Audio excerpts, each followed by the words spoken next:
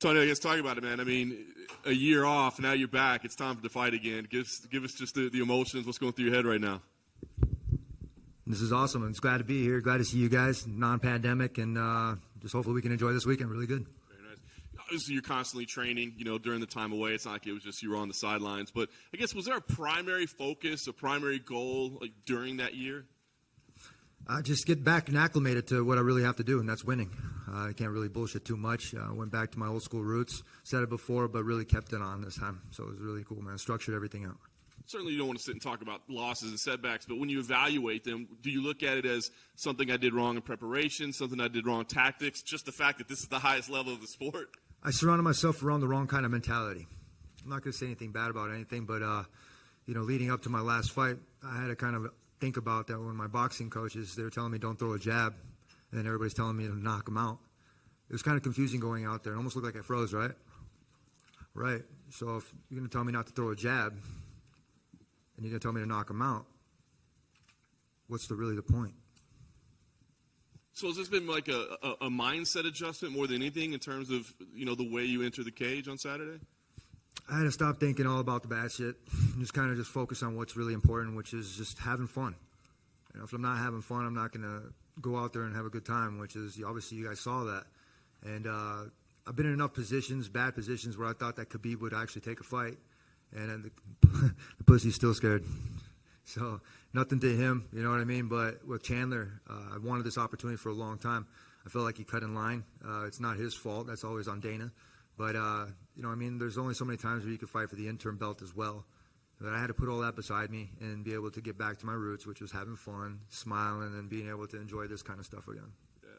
You've always fought anybody, of course, but is it a little more exciting to fight the guy with Dana White privilege, right? I mean, you nailed it with him. I don't think that shit's very funny. No? You do, maybe. I thought that the moniker was good. I thought it was pretty enjoyable. I don't think it's very funny. So, everybody's looking at it and they're smiling, they're laughing at it, but nobody's saying shit. So, I'm the kid that's up here with Dana Brown privilege, I guess, or whatever the fuck you want to call it. I don't think it's very funny anymore. And neither do you guys. I don't think you guys should think that's very funny. So I'm taking this weekend very fucking seriously. So I'll kick this Dana White boy's ass. Chip on your shoulder then? Is this personal? No, nothing personal against Chandler, but I'm going to be real. I'm tired of the retaliation tactics from the company.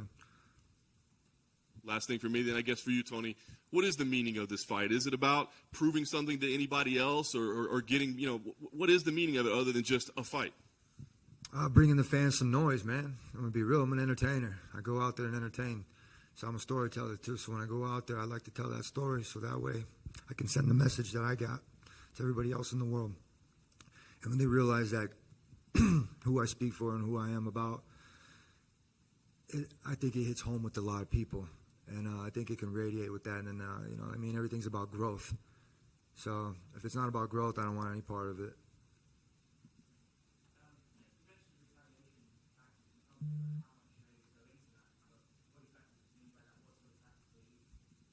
We'll talk about that after I win.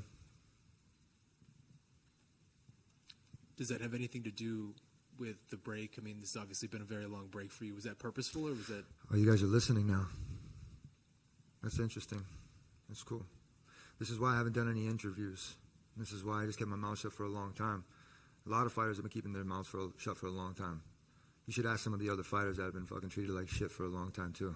So I'm not the only one thinking it or fucking saying it or seeing it. So maybe you should ask them, too.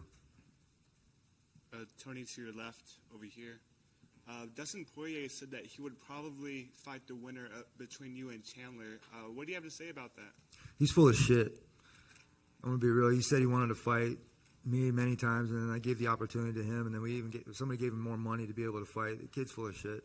Nothing against Poirier or any of the other fighters, but I'm worried about Chandler. We prepared for this guy for UFC 274 for many, many weeks. I brought in some really good, smart people to be able to structure all the stuff and all the talent that I have to be able to go in there and get this victory come Saturday night. So I'm a different animal. Hold on, brother, I'm talking. No, that shit was funny. And off-topic question, what kind of music have you been listening to prepare for this fight? Oh, man. Classic rock. More than anything else was pretty cool, you know what I mean? Keep the vibes going.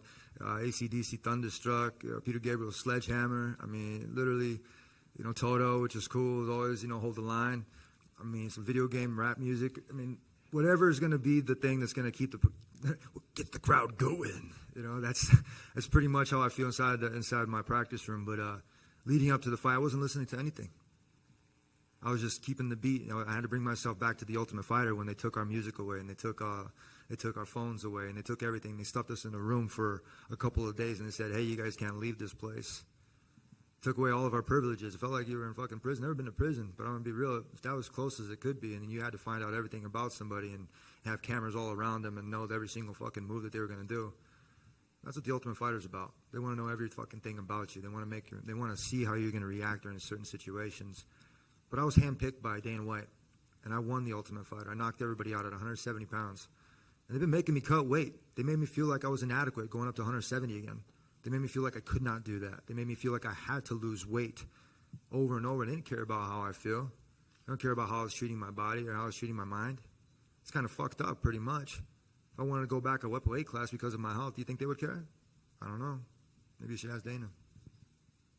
When you look at Mike, when you watch him on tape and you look at what Mike Chandler does, why is this a good matchup for you? Oh, man, he likes to go toe-to-toe. He wants to fight in the box. He likes to get hit once in a while. It gives him riled up. He's a good puzzle, man. I'm going to be real, but I think he's looking past me. I mean, I don't talk to myself in the third person at all, and he kind of does, so we got to battle his ego first. Come past that ego, he's going to break. So, I mean, I'm not trying to pump myself up more than I have to because, I already did that during strength and conditioning. My physique is different. My mental's different. My whole mindset is back to where it needs to be. It's a varsity mentality. When you say you think he's looking past you, what makes you say that? Like, what are you seeing? I don't know. I don't really listen to him too much, but I heard he was talking about Conor McGregor and the next fights and everything, and that's cool. Good for you. You're going to have your hands full come Saturday night at UFC 274. So I'm going to go in there, have fun, smile. I'm going to throw some punches, throw some kicks and knees, put this kid in a clinch and put some hurt on him. So I'm going to make him bleed, make him see his own blood. I think he likes that. I wonder, when you're looking at it, does it feel like that sentiment is more pervasive than just Mike? Like, do you feel like the MMA community in general is looking past you right now and has sort of moved on? I'm glad. That's exactly what I wanted it to be. I wanted to disappear a little bit. I wanted to make sure that I was in the right places at the right times during certain things. So, the way I portrayed it is I disappeared from the world. I really didn't. I just didn't talk to you fuckers. So I don't owe anybody anything besides going out there and giving my best and making sure I walk out the same way. And, best of luck to Michael Chandler and myself. May the best man win. But come Saturday night, my hand's going to be raised in victory. Well, the last one for me, I'm just curious. Obviously, you've been in a lot of fights like this with Mike. I think a lot of fans are very excited for this fight because it seems like it's going to be very exciting. I just wonder, can you describe to us or maybe somebody who hasn't been in there what it feels like to be in these sort of gut check, blood and guts type of fights like I think a lot of people expect this one might be? First you gotta go through fight week.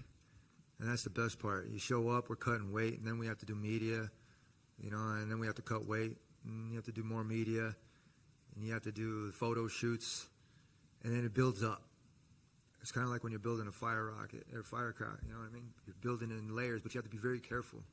And when you're doing that, when you're being really careful with it, there comes a time for celebration when you're able to light it and then making sure that it goes out right. So when you're doing stuff like that, I really deal with fire techniques and stuff. I have friends that do that. But it's dangerous. So if you're not being careful during fight week, you're not going to go out there and you're not going to have a good product on Saturday night. So come Saturday night, everything's going to go well, man. There's a lot of things going on in the world. So if we can bring a little bit of entertainment and a little bit of smiles to everything that's going on in the world, that's pretty cool, man. So if people like Bloodshed, which is cool, but as long as nobody's fucking having, too much of it, I guess that's a good thing. You know what I mean? But like I said, come Saturday night, everybody's fortunate that you have warriors going out there and doing their job. I think we're underpaid, personally. I'm going to be real. I'm not going to say it too much.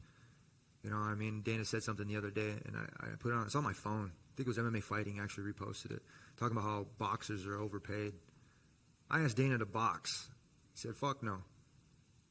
I'm like, "Why?" I wanted to go play. I want to go play baseball. I want to go do other pro sports. I'm an athlete. I grew up playing different different sports at a very high level. We're in a state championship football ring right here. We were 27-1. I come from Grand Valley State University as a wrestler. I want to go do pro wrestling. I got Brock, Uncle Brock, that's right there watching me. I want to go do all these couple things, but then I have this guy right here acting like a fucking drug dealer telling me I can't go and do this shit. I want to go make more money for my family. You know, I'm watching Embedded, and I see what Brian T. City, and I see his agent up there, and he's like, oh, and he was funny because he made a joke where he was like, oh, you're making money now. And he talked about his agent, and he's like, where you getting your money? There's too many levels of things right here where I got pissed off at, and I had to kind of put that besides me. You know, you make your money by winning. You make your money by showing up, winning, and having good performances. Where now, I guess we're getting paid crypto, I guess, huh? You know, they're following everybody's suit. They're kind of waiting for everybody to speak up. They're waiting for everything else like that. I'm waiting for insurance. I've been competing in this sport for a long time. I took a bad fall at Fox. They took my title from me.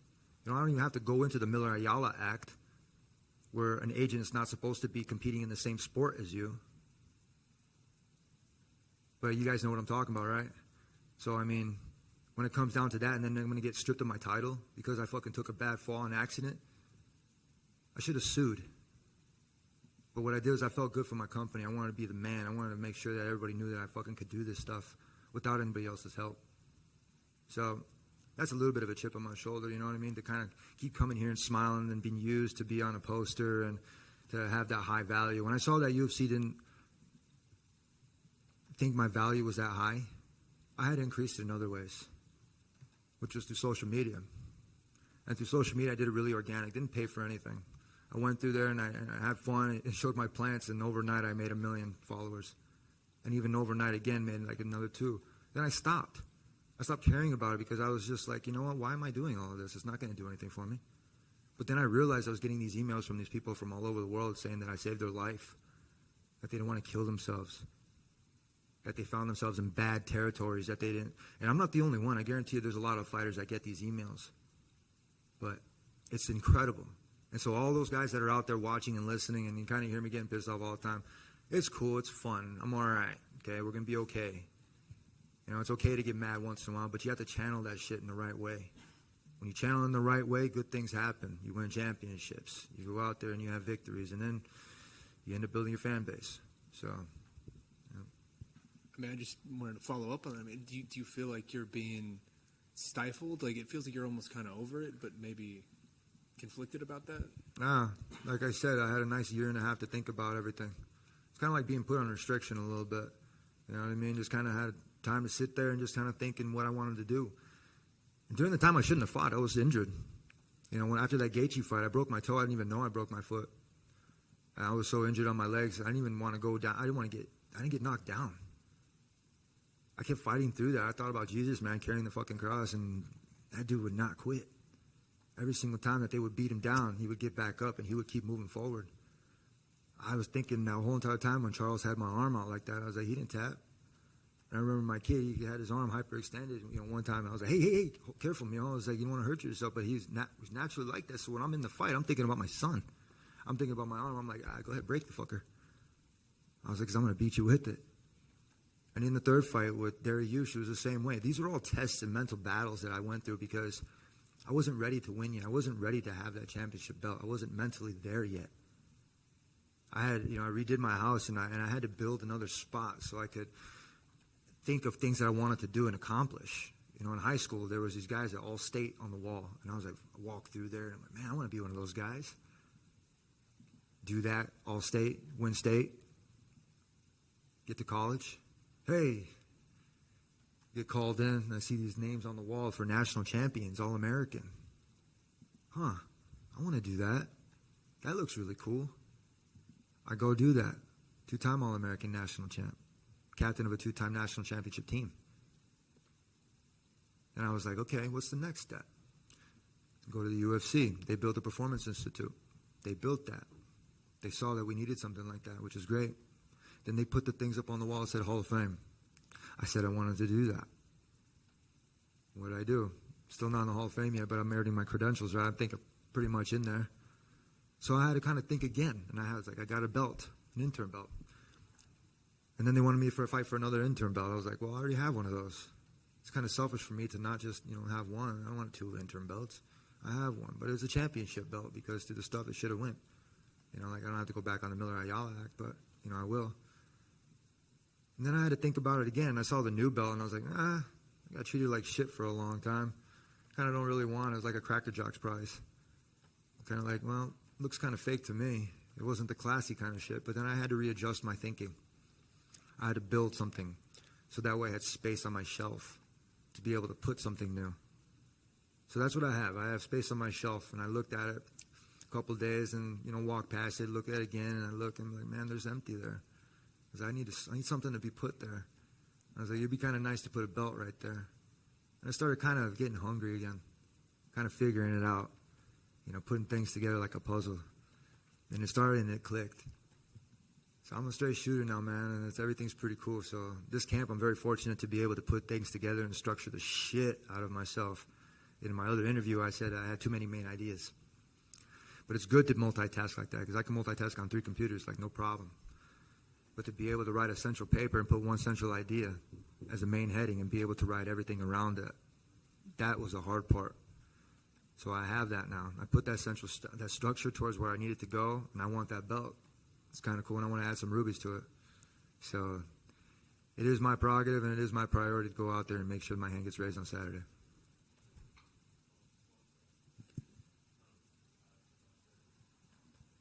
All this said, is this where you want to be?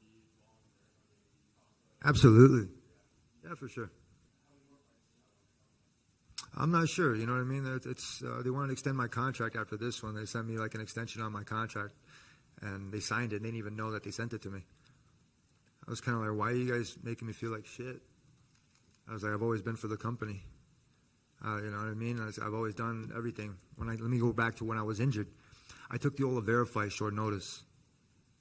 I did that because I was like, you know what, they need somebody. I was like, it's kind of cool. The kid's got a lot of talent. I was like, he deserves a shot. I was like, fuck it. I'm going to go out there. I'm going to do what I got to do. We practiced zero jiu-jitsu. Zero jiu-jitsu. But when Joe Rogan was talking, it looked like I didn't know what the fuck I was doing, yet I was more active on the bottom than Dustin Poirier, and I didn't hear one fucking word talk about how bad his jiu-jitsu was. So I'm going to be real. Like I said, I had to go back and I had to watch my fight films without that commentary. Because people listen, they're like sheep. I'm going to be real with you. Sometimes, I'm going to be real, the commentators are talking to them like they don't know what the fuck they're talking about. And they're making guys like me sound like I'm an idiot, for one. And 2, that I'm out there and I don't know what the fuck I'm doing. So I had to kind of take that. And I'm going to be real, like I said.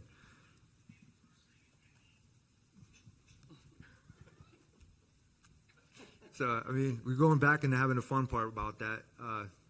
Like I said, I'm always going to be here for the company. But will they be here for me? Tony over here. When I got injured, hold on. When I got injured, I didn't get a flight home. I got treated the same way. Chris Weidman, he got a personal flight back. I couldn't fucking walk. I couldn't do the same shit.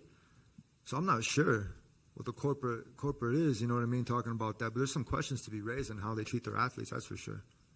Tony, you said they had reached out to re-up your deal. Are you nearing the end of your deal? Like, is this the last fight? No, I got a bunch, man. I'm going to be real. I'm willing to be able to fight it out, to go out there and not be held under. Like I said, like I'm going to be real. Like the promoters here, they act like drug dealers sometimes. You know what I mean? They just throw down a couple bucks here and there, and you're like, come here, kid, come here, kid, come here, kid. Here, take this, take this, take this, take this. And if you don't have the will to say no to that stupid shit, you're going to get fucked. I mean, I've seen like Terrence McKinney is the same fucking way, and a couple other people, you know what I mean? Like, and even for me to go out there, and then I had to say no a couple times. I had to fucking ignore Dana's call once during the pandemic. I'm chilling, man. I'm skateboarding.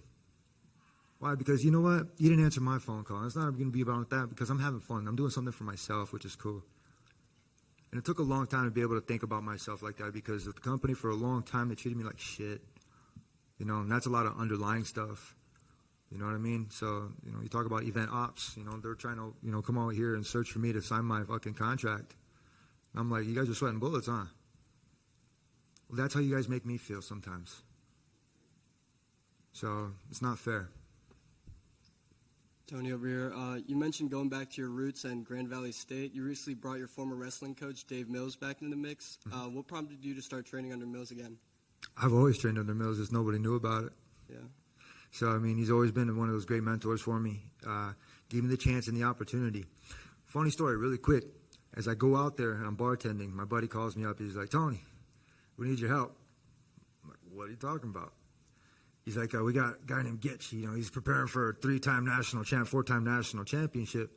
We'd like you to come in and practice. Dude, I've been smoking cigars, eating hoagies, and drinking. I don't care, Tony. Just come in here. Come here. All right. I'm like, look, man. I've been to Grand Valley and I partied a couple of times. Never been there to compete. I show up. I go there like a student. I park. I had to go through the whole entire thing of finding parking for one. That was crazy. I was like, this is fun. But first, I went through the tunnel. Like even here at Arizona State, being here again, it brings me back to college town, and it brings me a good feeling. It brings me back into here where I need to be. I go there and I'm looking through the stuff. I'm like, hey, where's the wrestling room? They're pointing that way, and I'm like, man. I'm looking. There's a indoor track, and there's basketball. There's like a whole volleyball court. There's like weightlifting equipment. It's dope. I'm like, this is cool. It's like the Performance Institute. Felt like a real college university. I go in the wrestling room. You can't even look in the window. It's all fucking fogged. I go in there. I'm all nervous. My heart's racing like crazy. Control yourself. Coach Mills comes up. My buddy Dustin comes up. Same thing. He introduced me to the team really quick. I get ready, and there's Gitch over there with his fucking hand getting taped. He has a club. Like, mean son of a bitch. Cool dude, too, man. Hard fucking worker. And he's preparing for me. And I'm like, oh, man, here we go.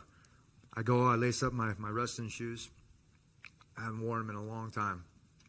I'm sitting there, and then we go and we shake hands, and I go and I hit him with an ankle pick. Pissed him off. Pissed him off. Go out there, and I did really well. What do you think I did next? Ran over to the bucket. Puked. I was out of shape. I get back on the mat. We had another match, and I did the best I could.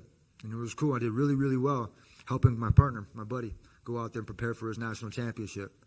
Didn't know him at the time, but I made a best friend right there. A couple months go by, and afterwards, I said, thank you guys. And I was kind of embarrassed that I went and I puked in the thing, but I got back after it. I went and started running. It was the opportunity is what gave me that mental clarity to be able to do that. And I get a phone call from Coach Dave Mills. Hey, Tony. Dave Mills here from Grand Valley State University. We'd like you to, he was talking to me, and then he said, opportunity came up. We would love for you to come and wrestle for us. Holy shit. Blessing. Opportunities exist when we create them. And that was one of the best things in my life that changed it. So I've known Coach Mills for probably about 14, 15 years. Man, great mentor, man. Fucking awesome. So I'm glad for that. And then shout out to Coach Mills. Just one from me. Sorry, Tony. Cool. Can I just quickly go? Writing a book up here. Just want to ask, having fought Charles Oliveira and Justin Gaethje within the last couple of years, I was wanting to get your prediction on that fight and how you see it going. The boys are going to bring it. I think they've gotten better each time, which is cool. They got a great coaching staff, which is excellent. I can't talk about theirs too much because I have a great coaching staff as well. You have to bring in the right people at the right time to be able to do the right things. And sometimes the chemistry doesn't work. Sometimes it does. Over at their camp with Trevor Whitman, they have very good chemistry. They got a solid team. Same thing with Oliveira at Shoot the Box. They have a very solid team. They have a lot of people they can spar with. Very cool. I moved to Orange County with Rain Training Center, and when that disappeared, it kind of left me in the open, and I had to kind of find myself in my own spot.